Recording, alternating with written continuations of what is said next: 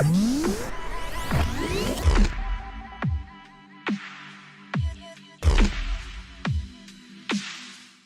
guys, Ash here from C4eTech, and in today's video, let's unbox the new Galaxy J7 Max from Samsung and take a quick look. Opening up the box, we've got the J7 Max itself.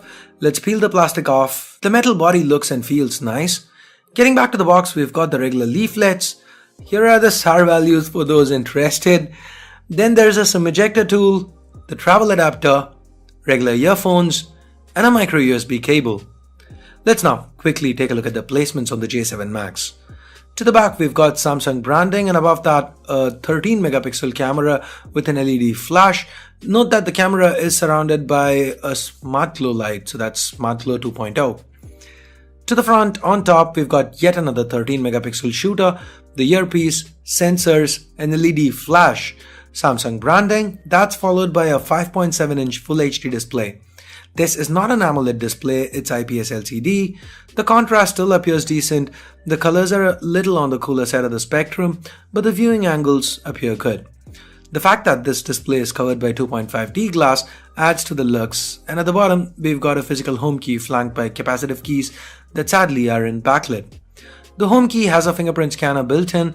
It is an active scanner, meaning you don't have to press the home key to get it to scan your finger and wake the device.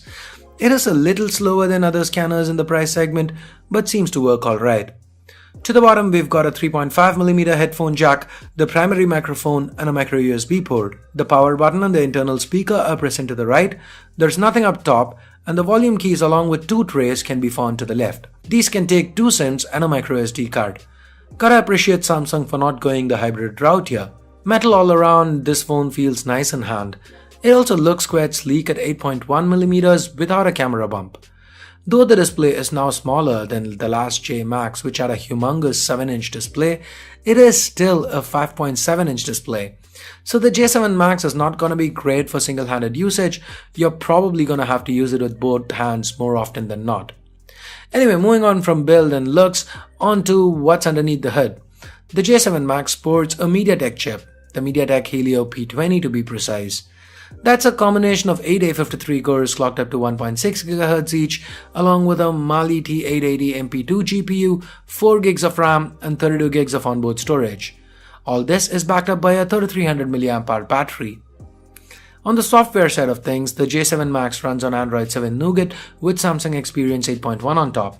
Samsung surprisingly included some sensors that aren't usually found on the J series, like gyroscope, auto brightness. Hell, there's even support for 5 GHz Wi-Fi. That said, it is still Samsung, so haptic feedback's disabled. So back to software, there are very few preloaded apps, just your regular Google, some Microsoft apps, Opera Max, etc.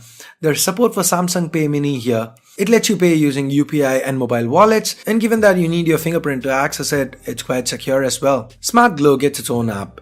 Lets you do stuff like frame a rear camera selfie. I don't know why you'd want to do that since the front camera seems quite solid, 13 megapixels with an f1.9 aperture and an LED light. So how do these selfies look? Let me know in the comments below. So back to the camera, quick launch works. Sadly, given that this is not a flagship, the Pro mode is depreciated with just the basic options available. Samsung's also introduced a social share mode where you can add filters and quickly share your images with your contacts. This is something I'm gonna have to test before my review.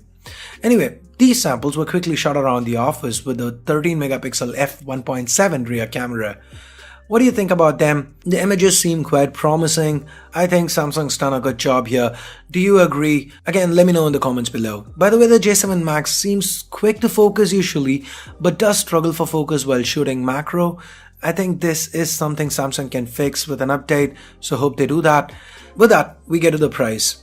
The J7 Max is priced at 18,000 rupees in India, and at that price, do you think this is a phone you'd wanna buy? One more time, let me know in the comments below. So I guess that's it for this quick unboxing and hands-on. Give this video a thumbs up if you liked it, vote it down if you didn't. For more videos like this, hit that subscribe button down below if you haven't already. If you have already subscribed, hit that bell icon to make sure you get notified each time a new video goes live here on C4eTech. Till next time, this here's Ash, you've been watching C4eTech, and I'm signing off for now. You guys have a great day. Bye bye now.